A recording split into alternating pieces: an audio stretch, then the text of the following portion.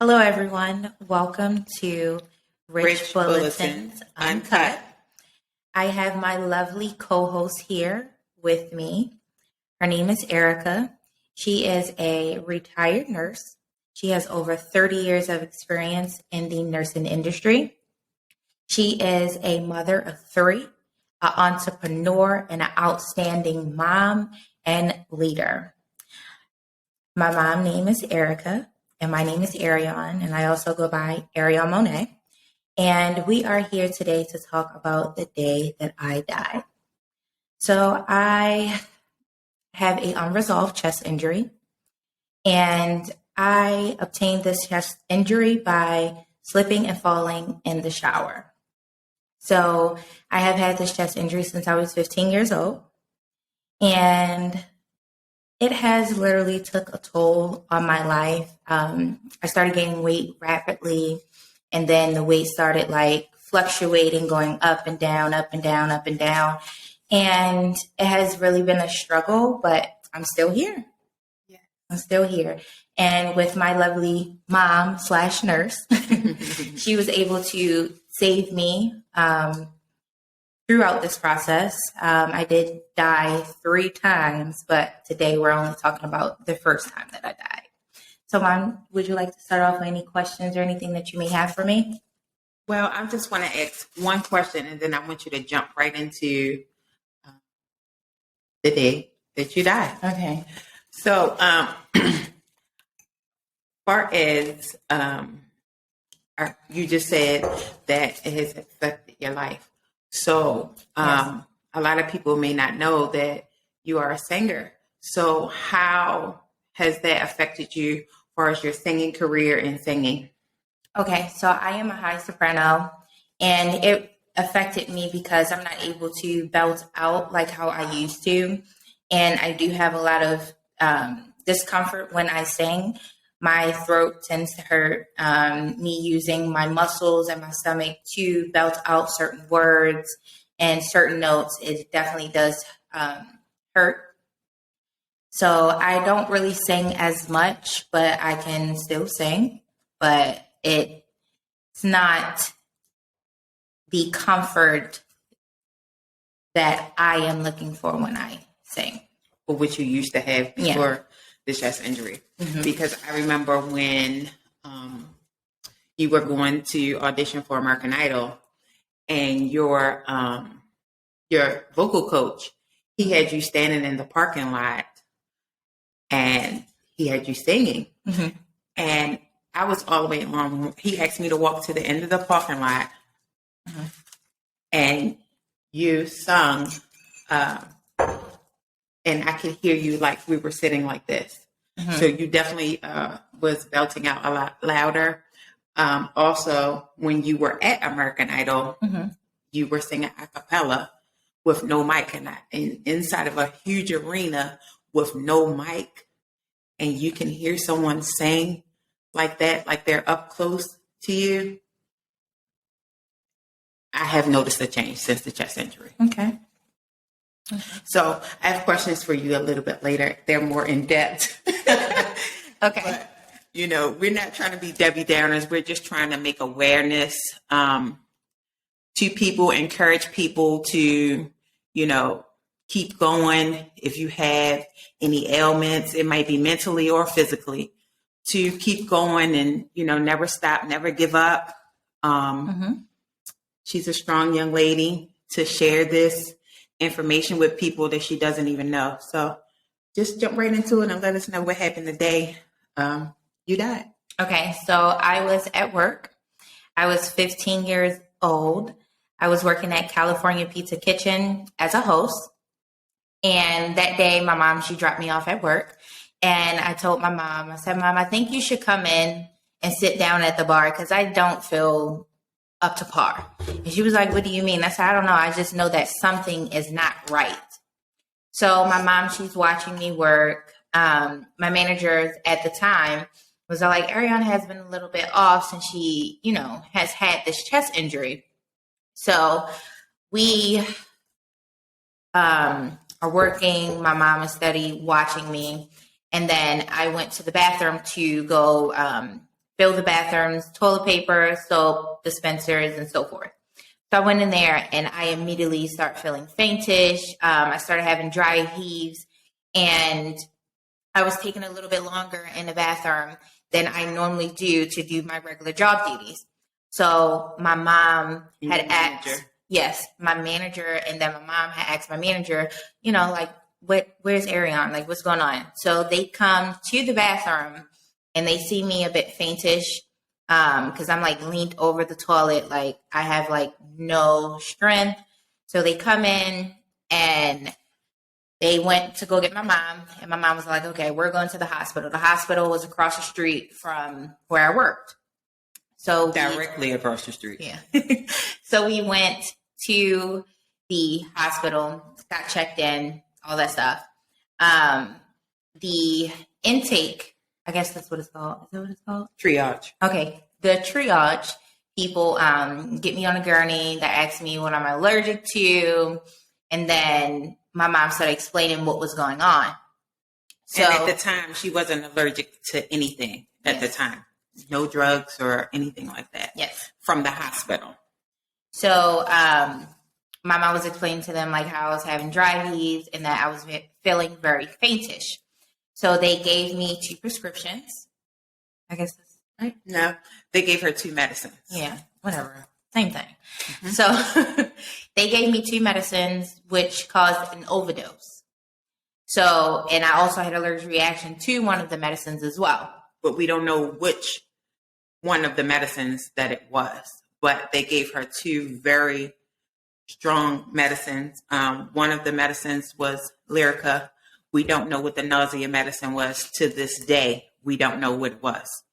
But they gave her Lyrica because the doctor at the time thought that she had messed up her vagal nerve because she was only like 120 pounds when she fell in the shower and she hit her chest on the side of the tub. So she thought that she consulted with me because she knew that I was a nurse.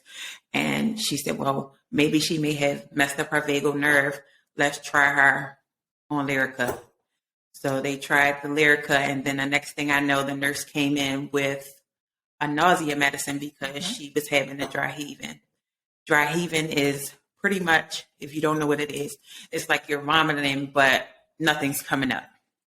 So they gave her the nausea medicine. And like I said, to this day, we still don't know what the nausea medicine is. Right. So go ahead. So after that, I started having like this weird allergic reaction. I was like it was just weird. Mm-hmm. So she was looking like a chicken, honestly. And I'm like, what the hell? So I was having this weird allergic reaction. She kept sticking her tongue out of her mouth. And just like how she was doing. Yeah. It's not funny, but I'm just was like, what is going on? Right. And then I had to hurry up and call the nurse in the room stat, because stat in the hospital means right now. Right.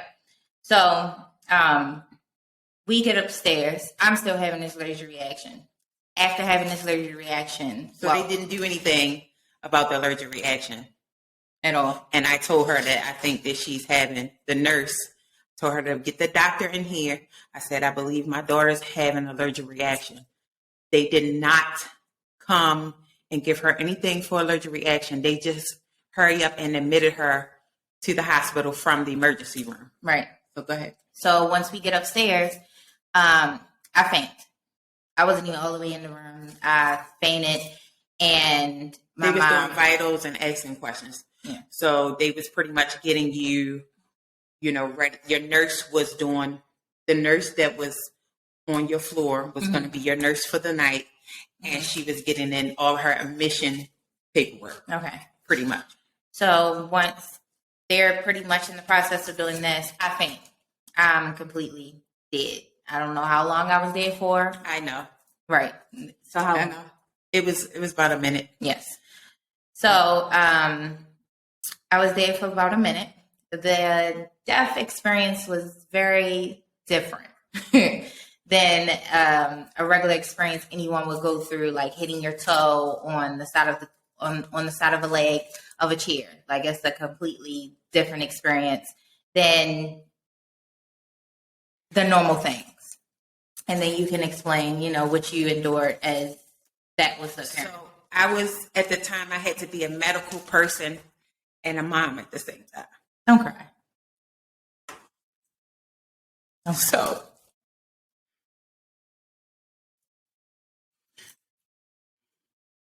Arion was on the bed. And the nurse was thinking the same thing I was thinking, because she turned and looked at me, and I said, "You need to call a code right now." And she was going out the door to call a code. And the code in the hospital means that someone has passed. So she went to go call a code. So I go over to my baby, and she's completely out. No pulse, nothing. Her face is looking grayish. And I yanked her towards me, and I said, "Arion, please come back to me. Please don't do this to me." And I was begging God to bring her back to me. And she kind of went back some more. So I don't know if she was like in and out or what, but I yanked her really hard that last time. And I screamed her name, and I said, "Arion, I need you with me. Stay here with me." And she just said, "I'm here, mommy. I'm here, mommy." And I just grabbed her and I held her, but I can hear the people pounding down the hallway running. They was coming with the crash cart they had. The ICU team, I don't know whoever else came, but when they came in the room, she was still kind of going in and out, and I was holding her towards me. And I told them, I said, "Y'all can't beat on her chest." I said, "She has a chest injury." And the doctor just looked with this blank awe, like, what are we going to do? So after that, we just kind of hung out in the room and got medicines on board and try to get her to come back around. I think they gave her a bolus. I asked them to give her a bolus. What's a bolus? IV with normal saline. I'm sorry. And pretty much it was days. How many days? Like 14 days, 10 days, something. We were in the hospital. Mm-hmm. And it was just, very hard seeing her having to go through that and then, try to get back to her normal state. She had to have like $1 million workup. They ran every test that they could. And she was walking for days like she had rubber band legs. She was just like walking like this. Yep. I was extremely weak. My nervous system actually felt like it shut down. Like I could barely hold a pencil. I could barely hold any paper. Me trying to walk, that my legs were weak. My mom literally, and the nurse had to literally hold me up to walk all over to shower, to the bathroom, because she didn't want to use the bathroom in the bed. So we definitely walked her, and she didn't want to use the bedside commode. She said, "I'm not no nursing home patient." Yep. So she helped herself get better, along with myself and this amazing nurse that we had. She was amazing. Mm-hmm. She was amazing. But I think her name was Piper. I don't know, but she was such a sweetheart. She was a new mom.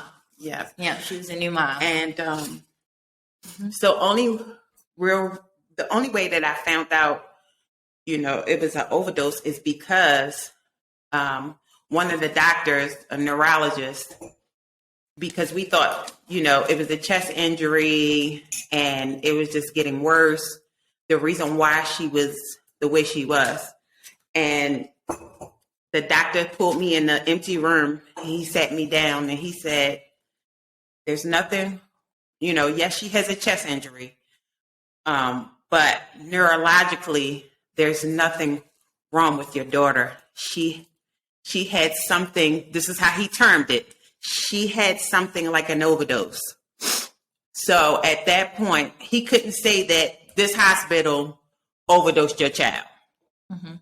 So he said it in that verbiage. So at that point, it kind of just like took me back, like, damn, but at the same time, God gave me back my daughter. So I'm still happy about that to this day. Of course, anybody would be. But it's hard for me to share this story. And she wanted to share this story. And she's been wanting to share this story. So we're sharing the story, friend. Yes. So when you die, a lot of people, like how a lot of people say it is, it's like that for some people. Like I heard everything that was going on. It was just very faintish, kind of. And everything was like moving in slow motion. Yeah. Could you hear me yelling, Arion, Arion? Mm-hmm. It was like in slow motion, like Arion, like that. It was weird. And like your body, you can actually feel your soul leaving your body when you're dying. Like you can actually feel your soul leaving your body. It's a very traumatic experience. And to have had my mom there throughout that process, I was able to feel like I have something to come back to. Because like how a lot of people say when you die, you start going through the stages of gray, light, gray, and then dark, and then you no longer see the light. It's definitely like that. And you can hear people's voices get further and further away. And when my mom literally yanked life back into me, I did, y'all. I yanked her so hard. Yeah. You would have thought I was yanking a piece of paper, or you know how people used to shake their clothes when they get them out the dryer. But somehow I was pulling you towards me. Right. So she literally yanked the life back into me, and I have something to come back to. When I was dying again, everything just felt very weird. My body felt weird. You can feel like, I can feel me laying down, and I can feel the other part of me just like leaving. I can feel it. My soul, I felt like my soul was leaving. Like I can feel my inner self leaving myself. And I understand that what she's saying is because I did hospice nursing. So I was in the realm of death every single day. Well, working in a hospital, anybody can die. But, excuse me. Whew, this get me so worked up. Working in hospice, I know exactly what she's talking about because my patients, I used to literally watch them take their last breath. So I know what she mean. I wasn't, going through the process of her passing, but I kind of can imagine what she's saying because I've seen it on this side, on the professional side, if that makes sense. So I was scared of dying, but once it happened, I was like, okay. So when you say that, when you say you were scared of dying, so you are you saying that when you were faint, going out, in the faintish mode, and then the completely no air, no oxygen. Yeah. You were scared in the faintish point. Is that what you're saying? I was actually scared of dying. Right. And to have had, the process moves kind of slow, but it goes by fast. Because your body doesn't know what's going on, kind of, but it also does. So you can just feel yourself leaving yourself. You can feel the life leaving you. Yes. And it's very traumatic. It's a traumatic experience. Like it's very traumatic.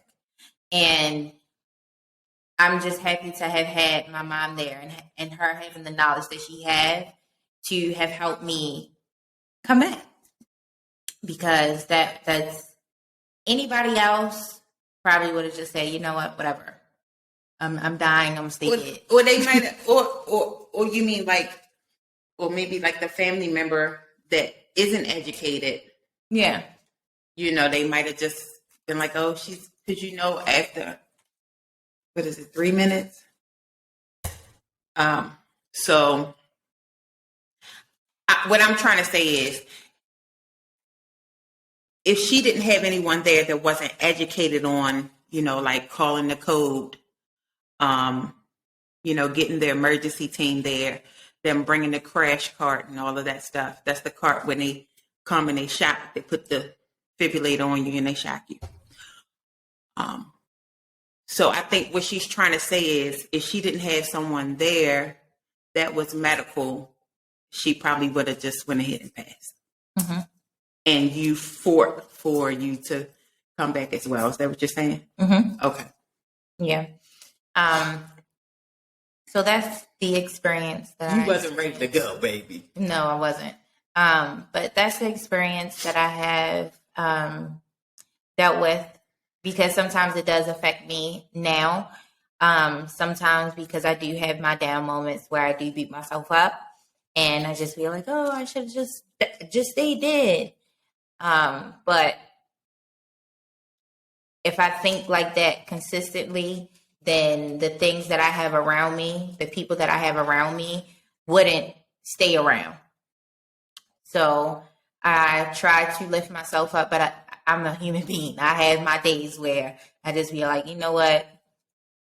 I'm ready to go. So I definitely do thank my mom for being there. And I do thank the nurses and doctors that was in that position to help, that they did help, even though they fucked up the first time, excuse my language, but it's just words. I just have gratitude of knowing that people that are in that line of field to save lives, they did save a life, and that they wasn't going to just let me lay there. So, well, I wasn't going to let you lay there, baby. Thank you. I wasn't going to let you lay there. That's why I yanked the sugar honey iced tea out of you. Thank you. Do you want me to ask your questions now, or do you want to keep sharing, or what? The only thing that I would have to say for anyone, when you are dealing with depression, because I do have depression, I have PTSD from passing away and coming back. In that Lyrica. So I do have PTSD. I do have a lot of anxiety. It's a struggle. It's a struggle. And every day I try my best to put my best foot forward. And if you have people that are around you that are lifting you up, when you have had a traumatic experience or close to death experience, stay around those people, because they will keep you literally here. Mentally. Sane. Yes. Because I have my days. I do. And I'm right here, and I take her punches and her ups and downs, and sometimes I'm just like, is she mad at me? And then I have to sit and I have to think about, what she's been through. And as a parent, we like this. Her and I are like this. She could come tell me anything. I don't care if she say curse words. I don't care about none of that. She could come tell me anything. And I'm going to be there for her, and as a parent, you should listen to your children and accept them for who they are, not judge them, because that's why it's a lot of children out here that, have taken their lives, or just have given up and went to drugs, and, and just like how they overdosed her. She could have wanted an addiction feeling, from this situation. But this young lady, she is very successful. She helps other women. She empowers women that's older than her, She speaks life into women situations all the time. We meet people out on the streets all the time. People come up to us with, issues about they don't have no money for their rent or whatever. We are very giving people. We give to the community. And like I said, we appreciate life. Yes. And we appreciate each other. Yes, I have 2 other children. They're 2 guys and they're grown, but I love them dearly as well. Yes. Indeed. I love them dearly as well. So, but for her, she's my only girl. And she's strong like me. So I try. Okay. You're not as strong as me? No, I try. She's not. I try. She's not. But if you are dealing with depression, please talk to somebody. Yes. Please. If you you reach out to us. We'll help you. Yes. If you have a go-to person that you go to, please go to them. Don't just fight with your depression because it's very hard. It's very hard. And it doesn't get easier if you don't have anyone there with you that's willing to help you. Because people would say, oh, yeah, I'm your BFF. And when you start telling them, like, oh, I deal with depression, I got PTSD, sometimes I'm a straight arrow, sometimes I go this way, that way. A lot of people tend to leave. And that's what I have had dealing with my depression and my PTSD. I have had friends that say, oh, yeah, we're here forever. And then when times get tough, that's a whole nother. We be back for that one. Yes, they've gone.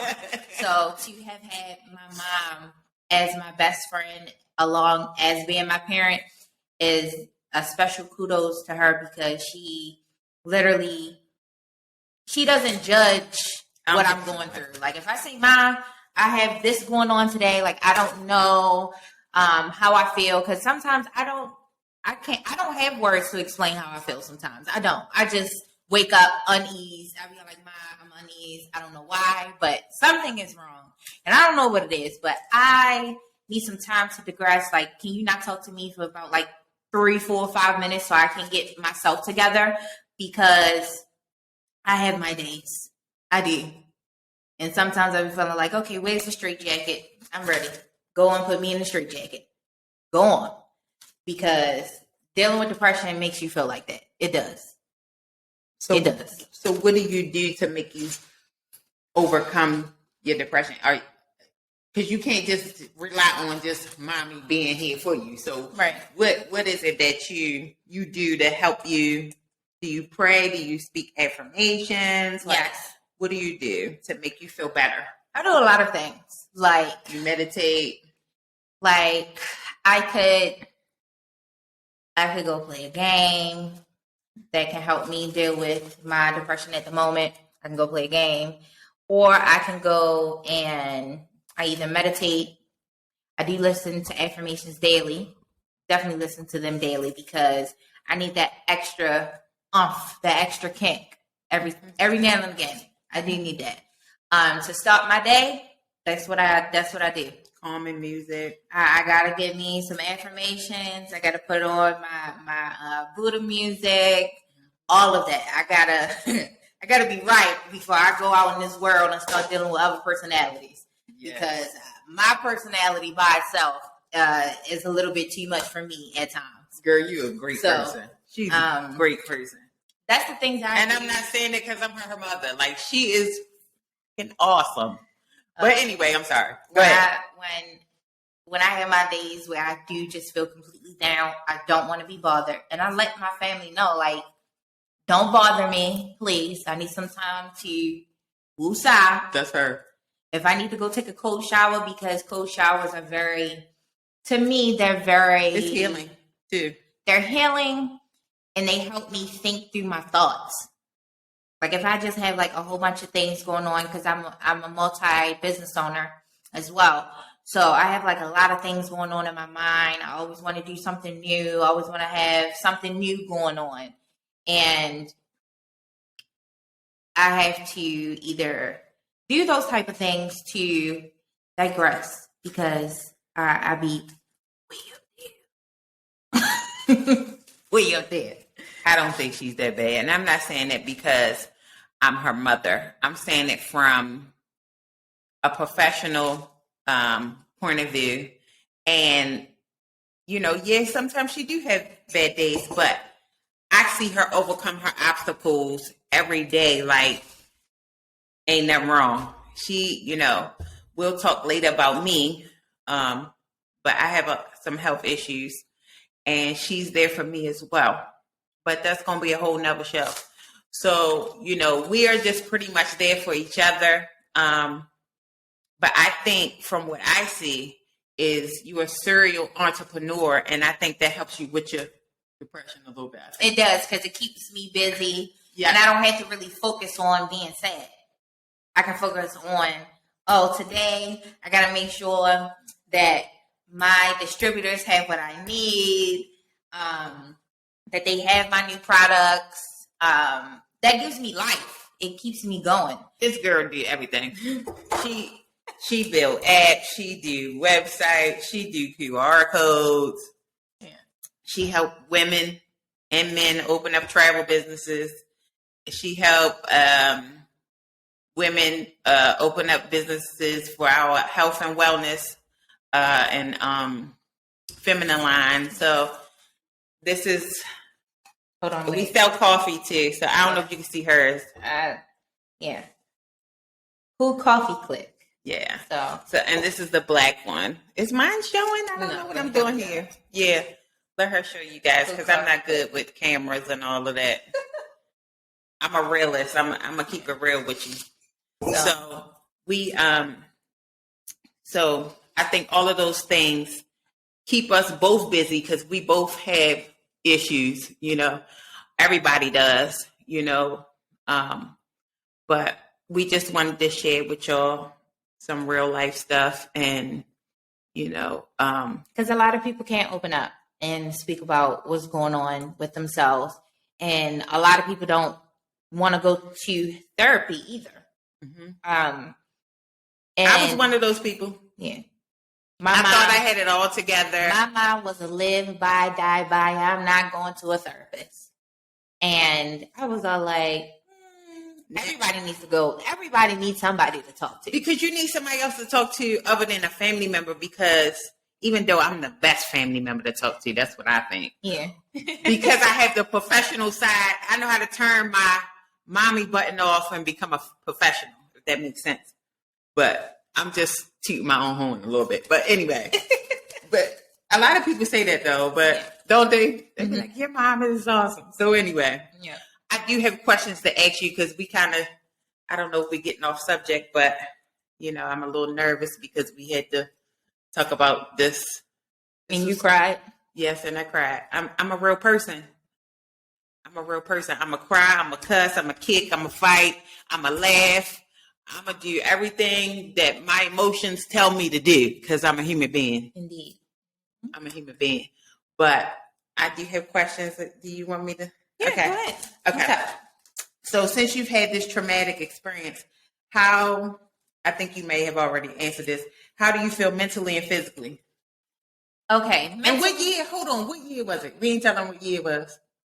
20. It was after American Idol? Yeah. 2013? Was it 13 or 14? I don't know. I think it was kind of... I was already in high school, so it had to be...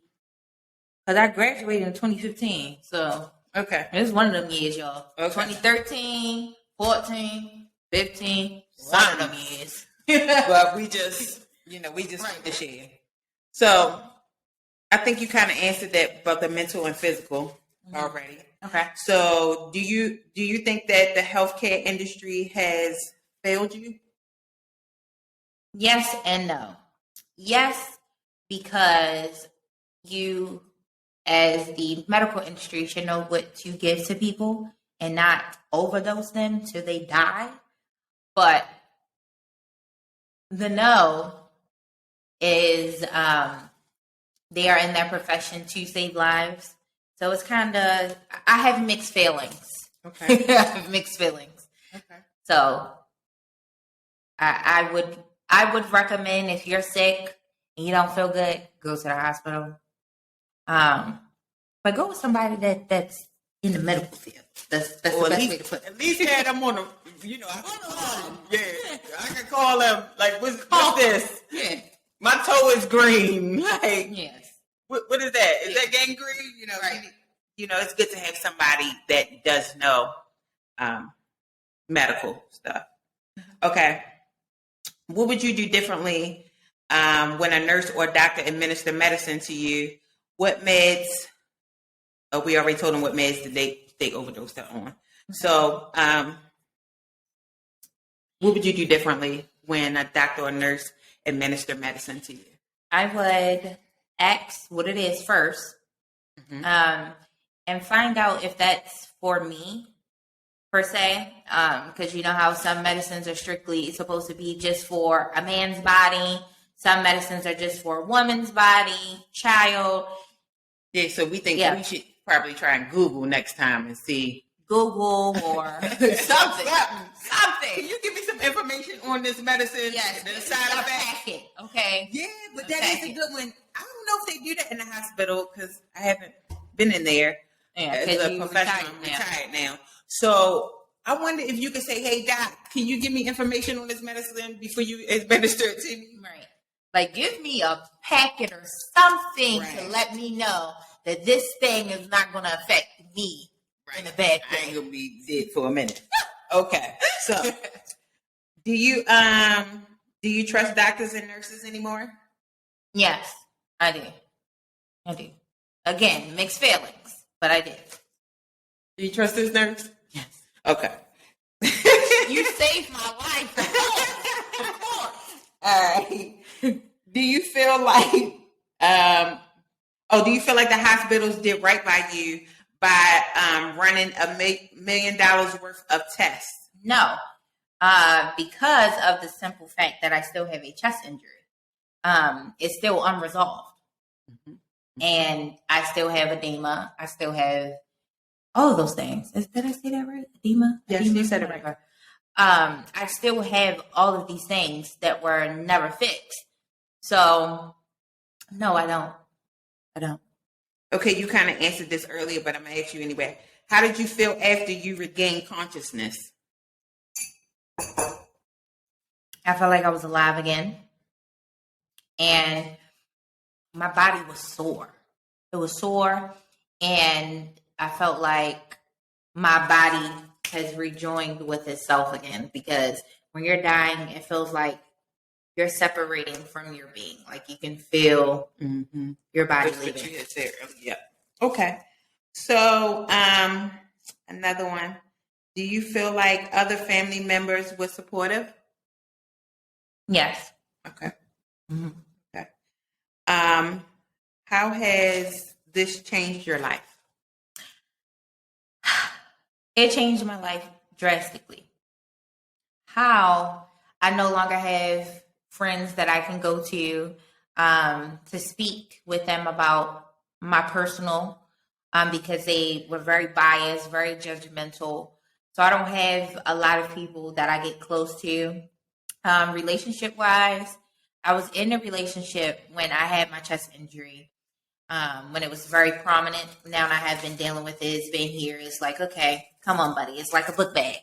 So at the time, the boyfriend that I did have was not there. He didn't support in any way, shape, or form. Didn't check up on me. He was all like, okay, you're at the hospital. You're either going to live or you're going to die. So he wasn't supportive at all. So has it changed your life for the better, too? Do you see any positive in it? This isn't on my questionnaire, but I think it has. I don't know. I think it has. I don't know, because I don't like all these jelly rolls and neck rolls and back rolls, and I don't know. I think it has. Like I said, she has become more focused with her future. That is true. And I think that being as though she doesn't sing anymore, she focuses on helping people, and it kind of helps her brokenness, if that makes sense. Yeah. Because you have some brokenness if you're saying you got some depression. Mm-hmm. So it's and I got a book bag. And you got a book bag. See, and that right there is positivity. You know what I'm saying? Because you've been through something traumatic, and then you can laugh about it. So you have definitely grown from some of it. Okay, so I got some more. I got 2 more, or maybe 3. Okay. You want more or no? Okay. If you were given an opportunity to talk to the head person of the hospital, what would you say? I would one, let them know don't kill people on purpose and on purposely. Come on now. Secondly, they should have a better way to provide medicine to people. Well, to young people. Yes. Because they were probably giving you a dose for an adult versus a 16-year-old. Yeah. That only wore 120 pounds. Right. Because when you do medicine, it has a lot to do with age and, your height and weight. So, yes, indeed.